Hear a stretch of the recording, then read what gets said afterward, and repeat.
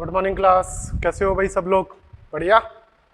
Okay, तो मैं संजय अग्रवाल फिर से आपका एक बार सीएलसी ऑनलाइन प्लेटफॉर्म में वेलकम करता हूं। अपन बेटा अपना जो चैप्टर स्टार्ट हो चुका था गैसीय अवस्था, जिसका अपन अपना एक लेक्चर नंबर 136 में अपन ने देख लिया था। आज बेटा अपन अपना लेक्चर नंबर 137 देखेंगे, जो हमारा बेटा चैप्टर चल रहा है। चैप्टर का क्या नाम है बेटा? गैसीय अवस्था। वैसे तो द्रव्य की अवस्था है, लेकिन मेनली हम इसमें क्या पढ़ने वाले हैं बेटा? गैसीय अवस्था, जो हमने स्टार्ट कर दिया था बेटा। इसमें मैंने आपको बेसिकली सॉलिड, लिक्विड और गैस, ठोस, द्रव, गैस में बेटा मैंने आपको अंतर बताए थे कि इनमें अंतर क्या है। उसके बाद में बेटा मैंने गैसों के गुण की बात की थी कि गैसों में क्या क्या गुण होता है। फिर दाब की बात की थी। उसके बाद मैंने आपको कुछ इंपॉर्टेंट मात्रक बताए थे, जो आपको मात्रक बेटा ध्यान रखना है। डन बेटा। तो आज अपन अपना नया नेक्स्ट टॉपिक स्टार्ट करेंगे, जो इंपॉर्टेंट भी है, पूछा जाता है, गैसों के नियम। तो देखिएगा बेटा, नेक्स्ट टॉपिक अपना कौन कौन क्या है बेटा? नेक्स्ट टॉपिक अपने पास गैसों के नियम। और बेटा गैसों के नियम में भी हम जो मेनली पढ़ने वाले हैं बेटा, फर्स्ट हम पढ़ते हैं बॉयल का नियम, सेकंड हम पढ़ते हैं बेटा चार्ल्स का नियम, थर्ड हम पढ़ते हैं बेटा गैलुसेक का नियम, फोर्थ हम पढ़ते हैं बेटा आवोगाद्रो का नियम। बेटा मेनली अपन ये चार पढ़ेंगे, उसके बाद डाल्टन का आंशिक दाब नियम, वो सब भी पढ़ेंगे, लेकिन मेनली अपने पास जो चार नियम है वो ये हैं। इनको अपन बेटा 1 बाय 1 स्टडी करेंगे। इनमें कुछ ग्राफ बताए हुए होंगे, वो भी देखेंगे। इनके बाद बेटा अपन इनके न्यूमेरिकल्स की भी बात करेंगे कि किस अकॉर्डिंगली इनको बेटा डिफाइन किया गया है। समझ में आ गई है बात बेटा? और इन्हीं के थ्रू बेटा अपन अपना आदर्श गैस समीकरण जो बनेगा, वो इनसे ही बेटा अपन डिराइव करेंगे कि आदर्श गैस समीकरण कैसे बनेगा। समझ में आती है बात? तो 1 बाय 1 बेटा मैं नियम स्टार्ट कर रहा हूं। उसमें आज अपन फर्स्ट नियम देखेंगे, पहले बॉयल का नियम। बेटा जो बॉयल का नियम है, इसके कुछ इंपॉर्टेंट पॉइंट्स देखो बेटा। इस नियम को और अपन क्या क्या बोल सकते हैं, किस किस में बेटा ये रिलेशन बताता है, वो देख लीजिए। तो इसके लिए बेटा ये भी बोला जाता है आयतन दाब संबंध। क्या बोला जाता है बेटा? आयतन दाब संबंध। डन बेटा। इसमें बेटा ये क्या बोलता है, देखिएगा, निश्चित ताप पर गैस की एक निश्चित मात्रा के लिए, पहली बात बोल दिया अपन ने, ताप कैसा होना चाहिए बेटा? नियत होना चाहिए। तो आप नियत ताप बोलो, निश्चित ताप बोलो, एक ही बात है। तो निश्चित ताप पर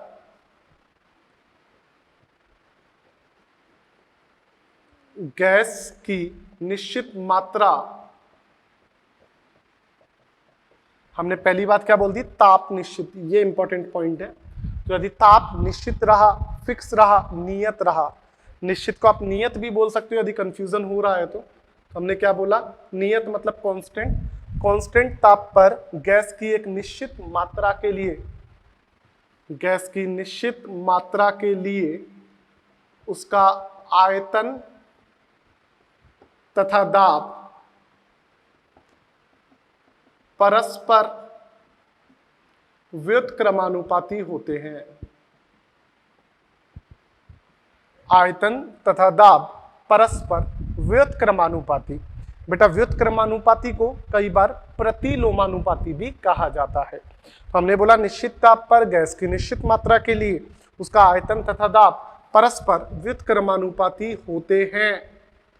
अर्थात देखिएगा क्या बोला है मैंने बेटा, V और P जो है वो व्युत्क्रमानुपाती होंगे या प्रतिलोमानुपाती होंगे। मतलब ऐसा समानुपाती होता तो V समानुपाती P आता, व्युत्क्रमानुपाती या प्रतिलोमानुपाती का मतलब 1/P। समझ में आ रही है बात बेटा? तो ये हमारे को बॉयल का नियम बताता है। ये कब है बेटा? जब ताप आपका क्या है? नियत है। कंडीशन है, ये आपको ध्यान रखनी है। डन बेटा। तो बेटा यहां से मैं और क्या बोल सकता हूं आपको, देखिएगा, ये जैसे ही समानुपाती का चिन्ह है इसे हटाऊं तो V is equal to K/P आ गया। तो बेटा ये जो K है, ये क्या है? हमारे पास नियतांक है। जैसे ही बेटा समानुपाती का चिन्ह हटाया जाता है तो एक नियत आ जाता है जिसे K बोला है। समझ में आ गई बात बेटा? तो इस आधार पे बेटा मैं और क्या बोल सकता हूँ, इस आधार पे मैं ऐसा बोल सकता हूँ क्या, जब P को इधर ले आऊं तो PV इज इक्वल टू नियत। बोलो सही बात है क्या बेटा? बिल्कुल सही बात है। ये इधर आ जाएगा is equal to K, K का मतलब नियतांक, मतलब नियत है। जब बेटा हम न्यूमेरिकल्स में बात करें, दो अलग अलग गैसों के लिए बात करें, न्यूमेरिकल्स में कैसे आपको बोलती है एक गैस का दाब और आयतन इतना है, दूसरी गैस का दाब इतना है, तो आयतन बताओ यदि ताप निश्चित है। ताप निश्चित मतलब बॉयल का नियम, और बॉयल का नियम है तो मैं दो अलग अलग गैसों के लिए बेटा क्या बोल सकता हूँ, P1V1 is equal to P2V2। मान लो तीन गैस होती तो P1V1 is equal to P2V2 is equal to P3V3 is equal to नियत आ जाता, क्योंकि इन दोनों का गुणा हमेशा क्या मिल रहा है, नियत मिल रहा है। तो जो भी दो गैसें हैं उनमें जो जो चीजें दी है वो रख लो, जो अज्ञात चीज है वो निकल के आ जाएगी। तो बेटा ये चीज हमारे लिए क्या हो गई, इंपॉर्टेंट हो गई, ये हमारे न्यूमेरिकल्स में काम आएगी। लेकिन ये सारे फॉर्मूले कब काम आएंगे, जब आपका ताप बेटा क्या रहेगा, नियत रहेगा। समझ में आती है बात बेटा? इसके कुछ ग्राफ भी बेटा इंपॉर्टेंट होते हैं जो पूछे जाते हैं आपसे, तो ग्राफ मैं आपको समझा रहा हूं, देखिएगा। V और P बेटा आपस में एक दूसरे के क्या बताया है आपको, व्युत्क्रमानुपाती बताया है। व्युत्क्रमानुपाती बताया है, तो देखो मैंने क्या बोला, ये ग्राफ है, फिजिक्स में आपको सर ने बताए भी होंगे। Y अक्ष पे मैंने ले लिया V, X अक्ष पे मैंने ले लिया P, P तो है X अक्ष पे, V है Y अक्ष पे। तो P और V दोनों एक दूसरे के क्या है बेटा, व्युत्क्रमानुपाती हैं। तो मैं इसको क्या ऐसे बना सकता हूं, ये बेटा ग्राफ व्युत्क्रमानुपाती का होता है। समझ में आ गई बात? P और V एक दूसरे के व्युत्क्रमानुपाती हैं। व्युत्क्रमानु का बेटा ग्राफ कैसा होता है, ऐसा होता है। तो बेटा मतलब क्या है, जब V बढ़ेगा तो P कम होगा, या V कम होगा तो P बढ़ेगा, एक दूसरे के उल्टा चलते हैं। व्युत्क्रमानुपाती या प्रतिलोमानुपाती का मतलब एक दूसरे के उल्टा चलना। देखो बेटा यहां तो P बढ़ रहा है, यहां V बढ़ रहा है, तो जैसे जैसे हम प्रेशर को बढ़ा रहे हैं वैसे वैसे वॉल्यूम क्या होता जा रहा है, कम होता जा रहा है। ठीक है बेटा? अब दो अलग अलग गैसों की मैं बात करूं तो देखो, एक पॉइंट तो बेटा मैंने यहां ले लिया, मान लीजिए, एक पॉइंट बेटा मैंने यहां ले लिया, मान लीजिए, यहां पे ये 0, तो ये पॉइंट आया V1, ये पॉइंट आया V2। यहां पे बात करूं, ये पॉइंट आया V2 के लिए कौन सा है, P2, V1 के लिए क्या है, P1 है। तो V1 और V2 में कौन बड़ा है, V2, क्योंकि ऊपर जाने पे V2 बढ़ता है, तो मैंने बोला V2 बड़ा है V1 से।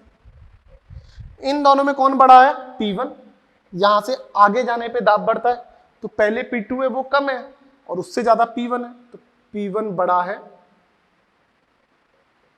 P2 से। तो देखिएगा उल्टा हो गया, V2 बड़ा है तो P2 छोटा है, V1 छोटा है तो P1 बड़ा है।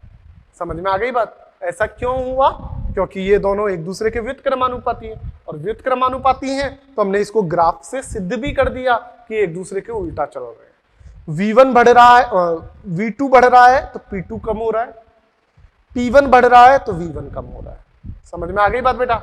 और इसके ग्राफ देख लीजिए, मान लीजिए आज मैंने ग्राफ बेटा किस किस के बीच में बना दिया, देखिएगा मैंने V और 1/P के बीच में ग्राफ बनाया। समझना बेटा, V P के तो व्युत्क्रमानुपाती है, लेकिन 1/P के तो समानुपाती है। V 1/P के समानुपाती है, और समानुपाती का ग्राफ बेटा ये आता है। व्युत्क्रमानुपाती का ऐसा अति परवलयाकार या परवलयाकार, समानुपाती का ऐसा जिसे सरल रेखा बोलते हैं। समानुपाती के ग्राफ को क्या बोला जाता है बेटा, सरल रेखा। ये फिजिक्स वाले सर ने आपको बताया होगा। तो ये तो आ गई सरल रेखा, ये आ गया परवलयाकार ग्राफ। समझ में आ गई बात बेटा? अब एक और देख लो, एक और ग्राफ बनाया मैंने बेटा, मैंने PV का एक साथ ग्राफ बनाया P के साथ, मान लीजिए। तो बेटा PV तो हमने पढ़ लिया नियत है, वो चाहे दाब हो, चाहे आयतन हो, चाहे ताप हो, किसी पे भी निर्भर नहीं कर रहा है। तो PV की जो स्टार्टिंग में 0 पॉइंट पे वैल्यू थी, मान लो ये थी, तो आप P को कितना भी चेंज करो, इन दोनों का गुणनफल हमेशा नियत मिलेगा, फिक्स मिलेगा।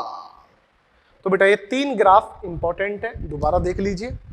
P और V व्युत्क्रमानुपाती, लेकिन V 1/P के समानुपाती, ये परवलयाकार ग्राफ, ये समानुपाती ग्राफ जिसे सीधी सरल रेखा बोलते हैं, ये नियत का ग्राफ। नियत मतलब इसकी गुणांक की जो वैल्यू आएगी, पी और वी को गुणा कर दोगे तो वो वैल्यू नियत आएगी, फिक्स रहेगी। चाहे प्रेशर आप कितना भी चेंज करें अपन लोग, वो प्रेशर से वैल्यू चेंज नहीं होगी, इसलिए इसे नियत वैल्यू। जितनी वैल्यू शुरू में थी उतनी ही वैल्यू पूरी रहेगी, ना तो ज्यादा होगी ना कम होगी। तो ये बेटा हमने नियम पढ़ा, गैस का नियम। फर्स्ट नियम बॉयल का नियम, आयतन दाब संबंध, आयतन और दाब के बीच में संबंध बता रहा है। कब? ताप आपका नियत होना चाहिए। समझ में आ गई है बात बेटा? चलूं आगे। तो बेटा ये पहला नियम था अपना बॉयल का नियम। आगे देखते हैं सेकंड नियम, जो चार्ल्स का नियम की बात करेंगे अपन।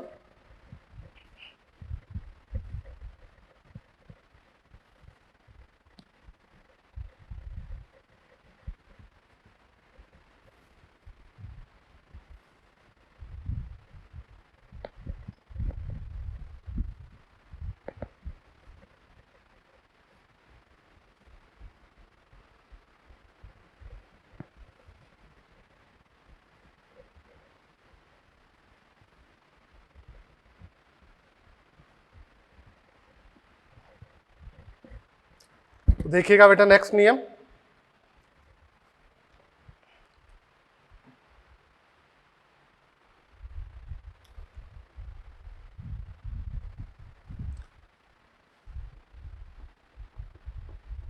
बेटा इसको थोड़ा सा आराम से समझना है, थोड़ा सा लैंग्वेज में अटकाता है। चार्ल्स के नियम की बात कर रहे हैं। इसको बेटा क्या बोला जाता है देखिएगा, आयतन ताप संबंध। तो बेटा इसकी बात करें चार्ल्स के नियम की, तो देखिएगा क्या बोला। बॉयल के नियम में तो बेटा ताप नियत था, यहां पे बेटा दाब नियत होता है। तो देखो क्या बोला, नियत दाब पर गैस की निश्चित मात्रा के लिए ताप के प्रत्येक 1 डिग्री सेल्सियस बढ़ाने अथवा घटाने पर उसके आयतन में 1/273.15 अंश के बराबर परिवर्तन आता है। बेटा इसके पॉइंट को समझते हैं क्या बोलता है। बेटा एक तो होता है सिंपल ताप, एक होता है परम ताप। परम ताप का मतलब बेटा जब ताप हम केल्विन में लें, 0 केल्विन की जब बात की जाती है तो उस केस में बेटा अपन उसको परम ताप बोलते हैं, जिसे इंग्लिश में एब्सोल्यूट टेम्परेचर बोला जाता है।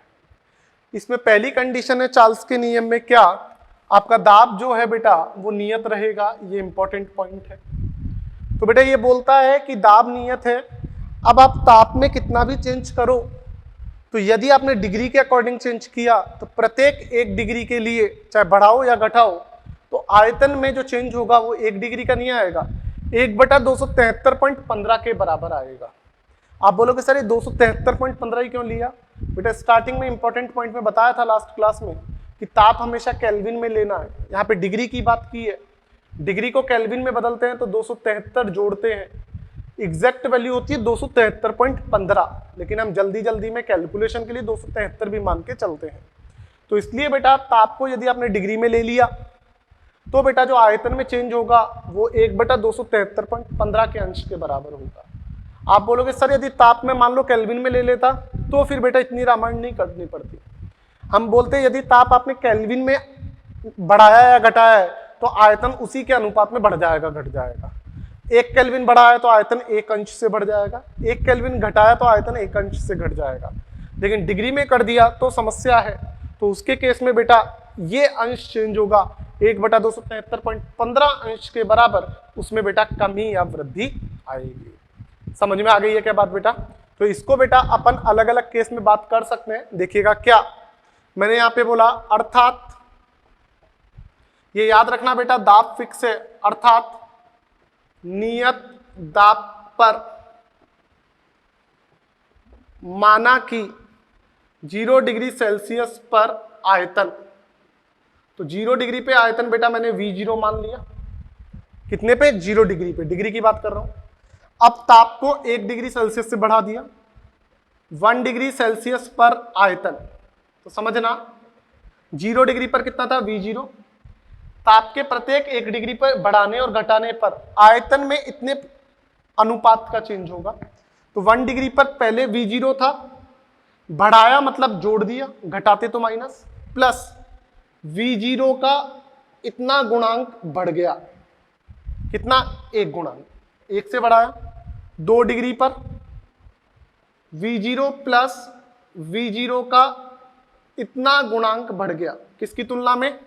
0 से 2, तो 0 से 2 गुना बढ़ाया। 0 से 1, तो 0 से 1 गुना बढ़ा। समझ में आ गई बात?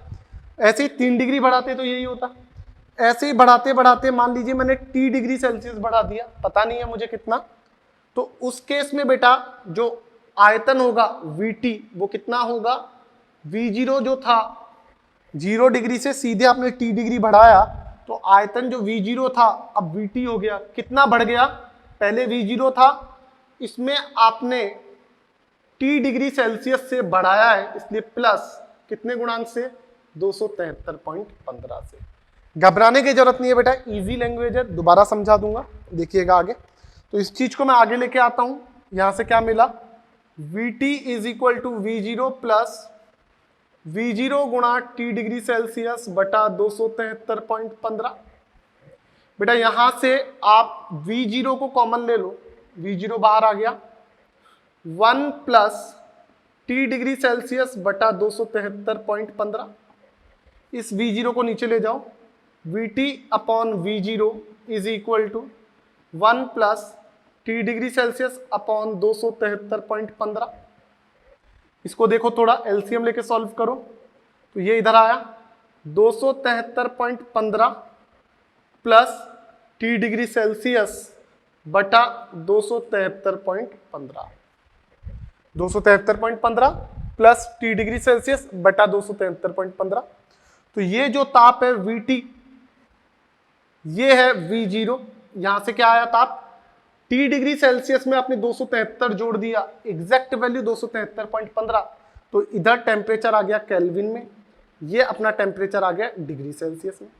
तो इसके अकॉर्डिंग मैं क्या बोल सकता हूं? T डिग्री पर कितना टेम्परेचर आ गया केल्विन में, तो इसके अकॉर्डिंग बेटा मैं ये बोल सकता हूं जो आपका वॉल्यूम है वो किसके समानुपाती होता है? ताप के। कब?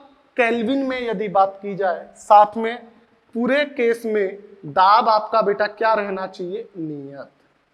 दाब नियत नहीं है तो फिर बेटा ये सारी गणना अपनी गलत हो जाएगी। दोबारा समझ लो कि सर ये क्या लिख दिया आपने। बेटा सिंपल सी चीज है, चार्ल्स का नियम नियत दाब पर लगता है, किस किस के बीच में संबंध बताता है? आयतन और ताप के बीच में संबंध बताता है। यह बोलता है यदि ताप आप केल्विन में लोगे तो आयतन केल्विन में ताप के समानुपाती होता है, इसमें तो कोई दिक्कत ही नहीं है, ये तो इजी आ गया।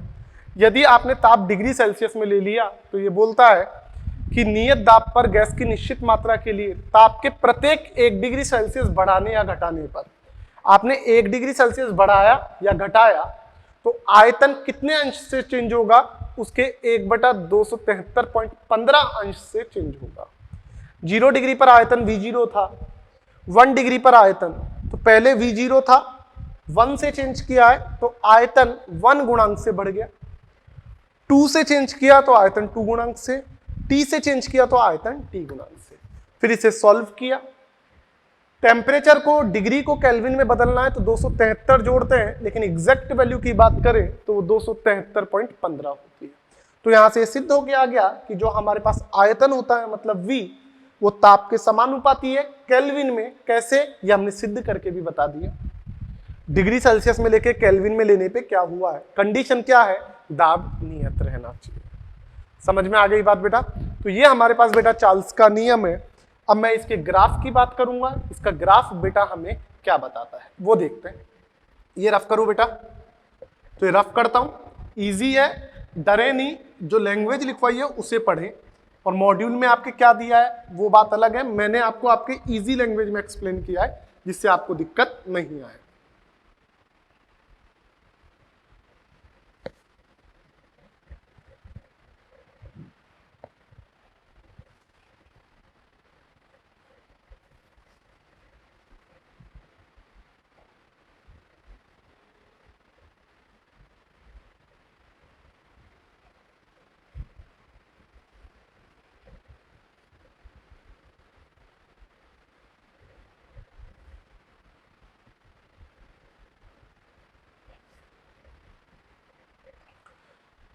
तो बेटा आगे बात करते हैं इसके ग्राफ की। ग्राफ क्या बोलता है देखिएगा बेटा, हमने इसके आयतन को ताप के साथ बताया है। आज चक्कर क्या है बेटा, ये तो आयतन है VT, जो टेम्परेचर लिया है बेटा मैंने वो डिग्री सेल्सियस में ले लिया।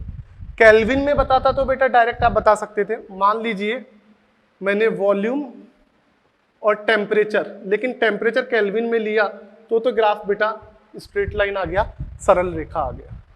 लेकिन मैंने टेम्परेचर बेटा डिग्री सेल्सियस में ले लिया तो इधर तो प्लस में रहेगा और इधर काय में रहेगा, माइनस में रहेगा।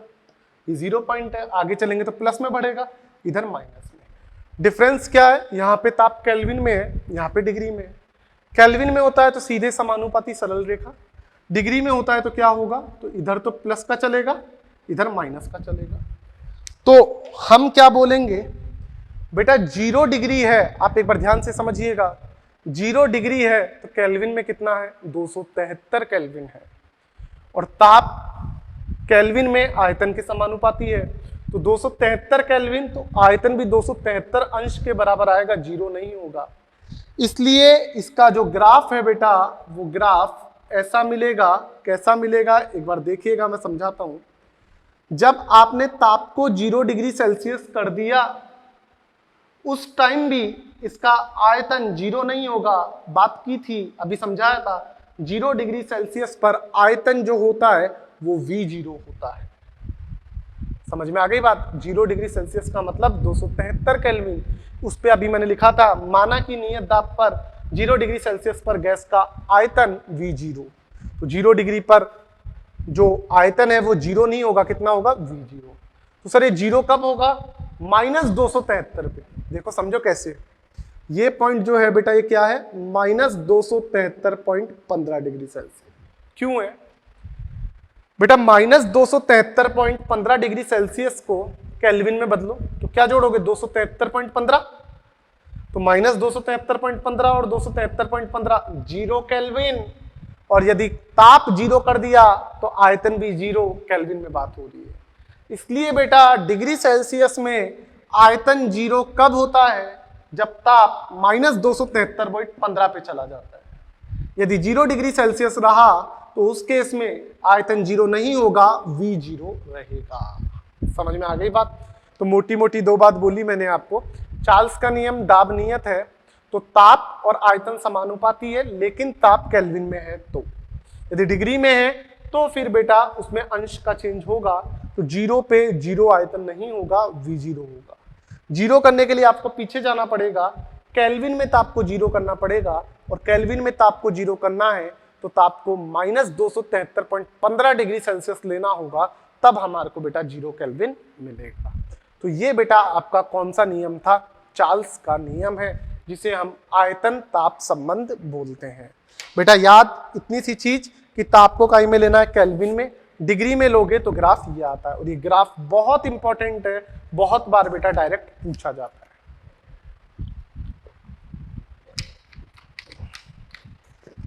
चलो बेटा आगे चलते हैं बेटा, और क्वेश्चंस देखते हैं कुछ। क्वेश्चंस क्या मतलब, नियम। 2 नियम हो गए, पहला अपना बॉयल का नियम था, दूसरा अपना चार्ल्स का नियम है, तीसरा बात करेंगे बेटा गैलुसैक का नियम।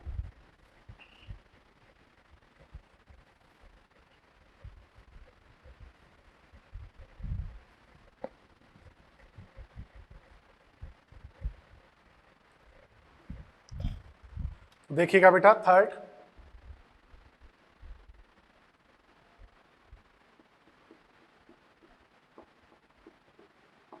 गैलुसैक का नियम।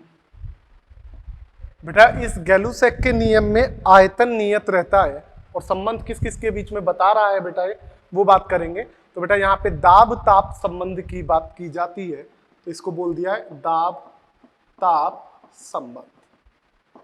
बेटा ये क्या बोलता है देखिएगा, नियत आयतन पर। बॉयल के नियम में ताप नियत था, चार्ल्स के नियम में दाब नियत है, आज आयतन नियत है। तो क्या बोला अपन ने, नियत आयतन पर गैस की एक निश्चित मात्रा के लिए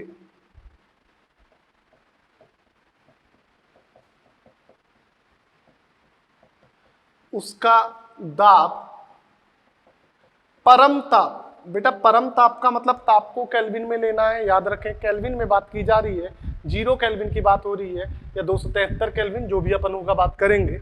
उसका दाब परम ताप का मतलब ताप को केल्विन में लेना है, के समानुपाती होता है। समझ में आ गई बात? ताप को किस में लेना है आपको? केल्विन में। अर्थात अपन क्या बोल सकते हैं बेटा, देखिएगा, अर्थात P समानुपाती T केल्विन। याद रखें कब? जब V आपका क्या है बेटा? नियत है। तो फिर से वही बात, नियत, ये चिन्ह हटाएंगे तो नियतांक आ जाएगा के, तो मैं क्या बोल सकता हूं? P1 is equal to T1, P1 upon P2 is equal to T1 upon T2। ये हम बेटा कब बात कर सकते हैं?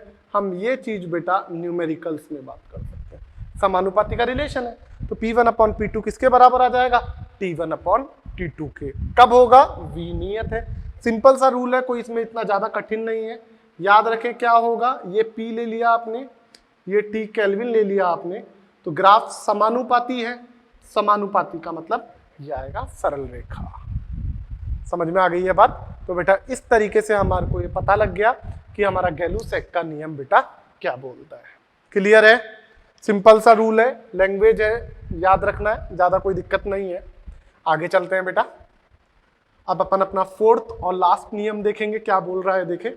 वो भी इजी है और याद हो तो वो आप मोल वाले चैप्टर में भी पढ़ के आए थे, जहां हमने रासायनिक संयोग के नियम पढ़े थे। याद आ रहा है? तो बेटा वहां भी पढ़ा था, वहां भी मैंने आपको पढ़ाया था, आज दोबारा फिर पढ़ाएंगे जो भूल गए हैं, जिससे जिनको दोबारा याद आ जाए।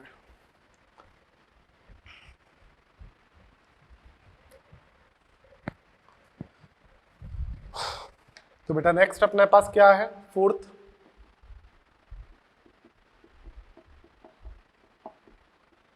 आवोगाद्रो का नियम। बेटा इसके लिए क्या बोलते हैं? आयतन मोल संबंध। आवोगाद्रो का नियम, किससे अपन ने क्या बोला है? आयतन मोल संबंध। डन बेटा। तो इसमें बेटा अपन क्या बात करते हैं, देखिएगा, सिंपल सा रूल है, आपको याद रखना है। इसका कई बार कथन पूछ लिया जाता है, तो देखिएगा बेटा क्या बोला है। दाब तथा ताप की समान परिस्थितियों में, दाब तथा ताप की समान परिस्थितियों में समान आयतन के पात्र में, समान आयतन के पात्र में उनके अणुओं की संख्या, या अपन बात करें मोल संख्या समानुपाती होती है। समान आयतन के पात्र में उनके अणुओं की संख्या समान रहती है। तो बेटा क्या बोल रहा है, ध्यान रखें, दाब और ताप को क्या कर दिया बेटा, इसने नियत कर दिया। तो दाब और ताप की समान परिस्थितियों में या नियत परिस्थितियों में समान आयतन के पात्र में उनके अणुओं की संख्या भी नियत रहेगी, अलग अलग नहीं रहेगी। दो अलग अलग पात्र लिए, इसका भी दाब और ताप नियत, इसका भी दाब और ताप नियत। तो इसका आयतन जितना है, जितने अणुओं की संख्या है समानुपाती है, वही इसके साथ होगा। तो मैंने क्या बोला, अर्थात V समानुपाती N। N का मतलब मोल संख्या बोलो या अणुओं की संख्या बोलो। आप बोलोगे सर मोल और अणुओं की संख्या को सेम कैसे बोल सकते हैं, क्योंकि बेटा आपको याद हो तो मोल बराबर ये होता है अणुओं की संख्या बटे आवोगाद्रो संख्या। तो आवोगाद्रो संख्या तो नियत ही रहेगी। तो जिन अलग अलग गैसों के लिए अणुओं की संख्या समान है तो उनके मोल भी बेटा समान होंगे, क्योंकि मोल बराबर अणुओं की संख्या बटा आवोगाद्रो संख्या होता है। समझ में आ गई है बात? तो हमने क्या बोला है, V समानुपाती N, या हम क्या बोल सकते हैं, V1 upon V2 is equal to N1 upon N2। कब है बेटा, जब दाब व ताप समान है या नियत है। समझ में आ गई है बात बेटा? तो ये आपके पास 4 नियम थे, एक बार दोबारा बता देता हूं। बॉयल का नियम, जिसमें अपन ने क्या बात की है, ताप नियत। चार्ल्स का नियम, दाब नियत। गैलू-सेक का नियम, आयतन नियत। आवोगाद्रो का नियम, दाब ताप नियत। किस किस में संबंध बता रहा है, क्या ग्राफ है, ये सब बातें बेटा अपन ने देख ली है। अब बेटा इन चारों नियम की सहायता से हम एक गैस समीकरण निकालेंगे, उसकी व्युत्पत्ति करेंगे, जिसे अपन बोलते हैं आदर्श गैस समीकरण। तो देखिएगा बेटा क्या है वो इंपॉर्टेंट पॉइंट, चारों नियमों के हिसाब से बात करेंगे।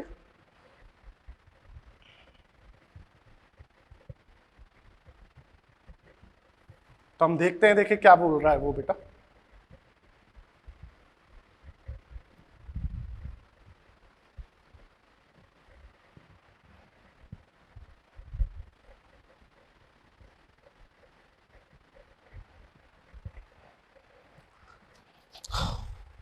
तो बेटा देखिएगा, हेडिंग हो गई अपनी क्या, इस नियम के आधार पे बात कर रहे हैं, आदर्श गैस समीकरण की व्युत्पत्ति। समझना बेटा, जो गैस नियम पढ़े हैं उनको ही लेके चल रहा हूं मैं, है ना।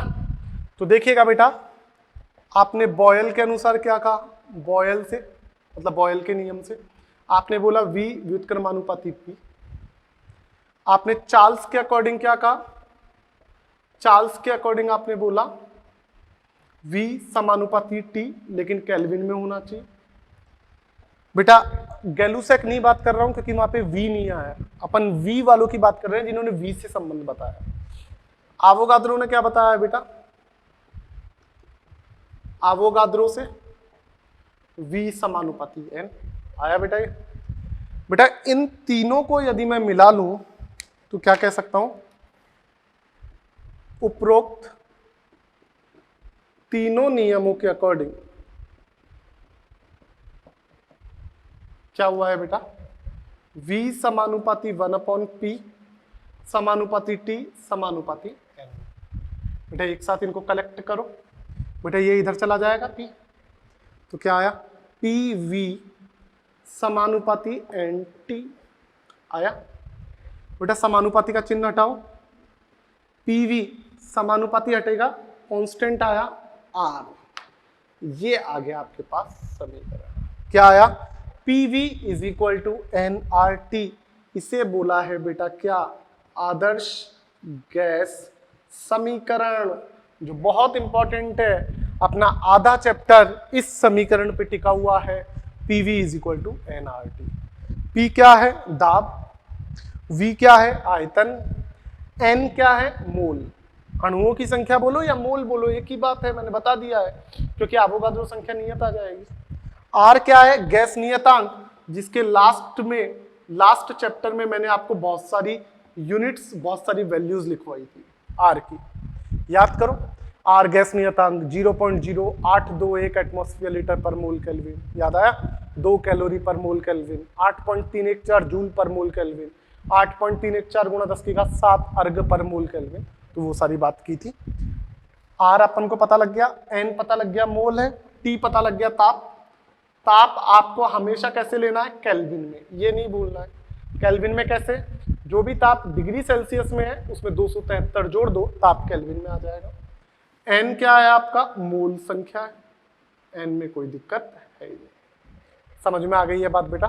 तो हमारे गैस नियम पढ़ने का कारण क्या था, हम बेटा आदर्श गैस समीकरण की व्युत्पत्ति करना चाह रहे थे, उसे डिराइव करना चाह रहे थे, तो वो हमने इन नियमों की सहायता से किया। समझ में आ गई है बात। ये थ्योरी थी, इनके क्वेश्चंस की भी बात करेंगे, लेकिन पहले अपने क्या क्या पढ़ा है वो चीज मैंने आपको बता दी है। डन बेटा, चलूं आगे। तो एक बार मैं इसको रफ करता हूं, फिर बेटा अपन आगे की और बात करते हैं। नेक्स्ट एक छोटा सा टॉपिक और देखेंगे, देखिए ये हमारे को क्या बोलता है बेटा, और एक दो मैं आपको क्वेश्चंस करवा दूंगा जिससे बेटा आपकी प्रैक्टिस हो जाए। रफ करूं इसको।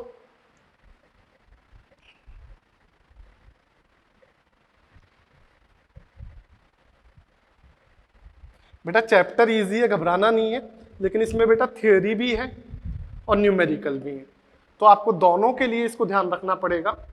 खूब सारे न्यूमेरिकल मैं भी आपको कराऊंगा, बाकी आपको बेटा साथ के साथ आपको खुद को भी देखते चलना है।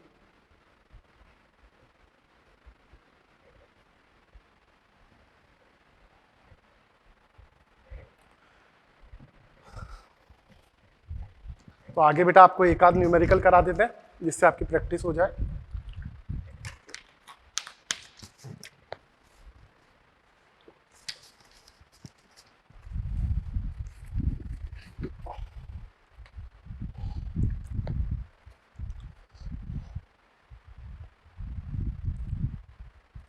देखिएगा बेटा क्या क्वेश्चन दिया है आपको, साथ के साथ समझते चलिएगा।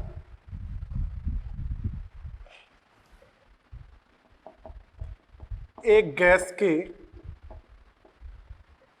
निश्चित आयतन के,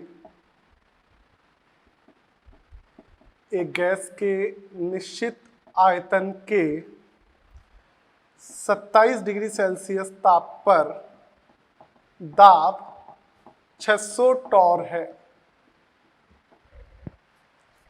यदि, क्या बोल रहा है आगे, यदि दाब को 500 टॉर तक घटाया जाए तब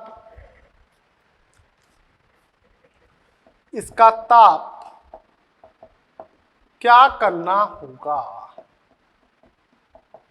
बेटा इसमें एक चीज जरा ध्यान से समझिएगा, इसने क्या बोला है बेटा, 500 टॉर तक।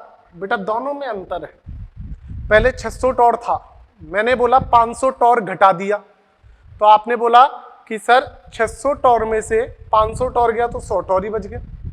एक मैंने बोला 500 टॉर तक घटाया, तो 600 से कम करते करते 500 पे आके रोक लिया, मतलब 100 कम किया है। तो तक का ध्यान रखें, तक है या नहीं। अब बेटा इसमें देखो क्या बोला है, निश्चित आयतन, आयतन नियत कर दिया, आयतन नियत कर दिया तो गैलूसेक का नियम लग गया, अभी पढ़ा था, और गैलूसेक का नियम लग गया तो आप क्या बोल सकते हो, दाब और ताप समानुपाती हो गया, तो P1 upon P2 is equal to T1 upon T2। तो देखो मैंने क्या बोला है, P समानुपाती T केल्विन, कब, जब आयतन आपका नियत है।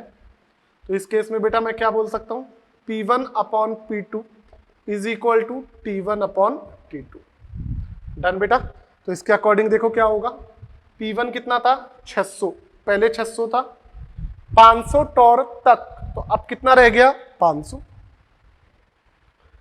T1 कितना था 27 डिग्री सेल्सियस, बेटा 27 डिग्री सेल्सियस आपको बोला है, प्रश्न बोले या नहीं बोले, तो आप हमेशा किस में लेना है, इस चैप्टर में केल्विन में।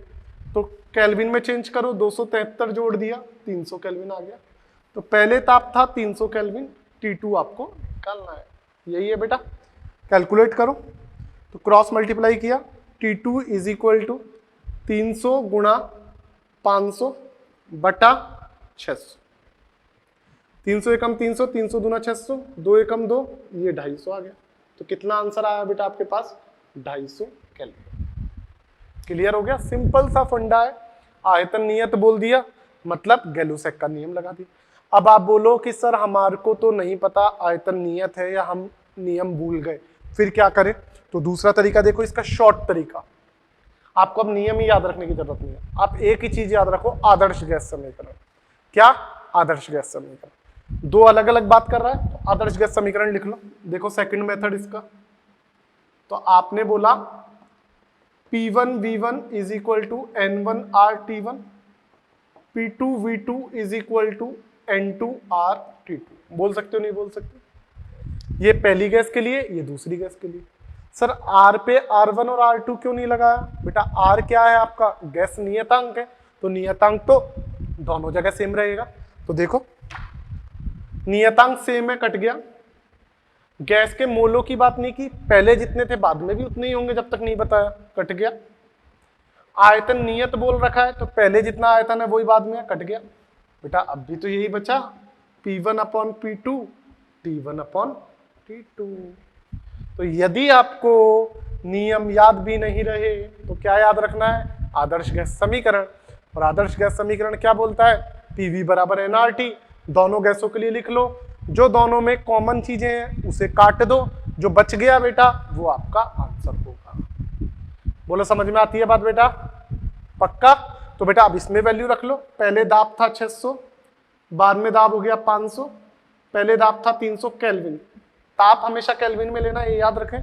बाद में ताप आपको निकालना, तो ये तो आ गया 2, ये आ गया 250, तो यहां से T2 आपके पास आ गया 250 केल्विन। अब एक बात याद रखना, ऑप्शन में ताप आपसे केल्विन में दिया हुआ है, तब तो 250 केल्विन आंसर है, यदि ऑप्शन में केल्विन में नहीं दिया हुआ, डिग्री में दे रखा है सेल्सियस में, तो बेटा इसको केल्विन डिग्री में आप चेंज कर सकते हो, क्योंकि आपको पता है डिग्री सेल्सियस प्लस 273 बराबर केल्विन आ गया। तो केल्विन में 273 घटा दोगे तो डिग्री सेल्सियस आ जाएगा, तो -23 डिग्री सेल्सियस आएगा, करके देख लेना। समझ में आ गई बात? तो ताप को आपको केल्विन में या डिग्री में क्या करना है वो ऑप्शन में देखोगे, लेकिन न्यूमेरिकल हमेशा सॉल्व करोगे तो ताप हमेशा बेटा किस में लेके चलोगे, केल्विन में लेके चलोगे, उसके बिना बेटा अपना काम नहीं होगा। समझ में आ गई है क्या बात? चलूं आगे। तो ये बेटा हमने नियम पढ़े और नियमों पे आधारित एक क्वेश्चन देखा। नेक्स्ट लेक्चर में बेटा मैं आपको कुछ क्वेश्चंस और करवाऊंगा और उसके बाद बेटा अपन नेक्स्ट आगे की थ्योरी और पढ़ेंगे। समझ में आती है बात? काफी है आज के लिए। तो बेटा एक बार नियम अच्छे से पढ़ना, घबराना नहीं है, ग्राफ ध्यान रखना है। समानुपाती होता है तो सरल रेखा आता है, नियत होता है तो क्या आता है, व्युत्क्रमानुपाती होता है तो परवलयाकार आता है। ये नाम भी आपको याद रखना है, कई बार ऑप्शन में पूछ लेता है। तो फिर बाकी की बातचीत बेटा अपन आगे के लेक्चर में करेंगे। तब तक के लिए थैंक यू, बाय बाय। अच्छे से ये चीजें समझना है। Okay, thank you.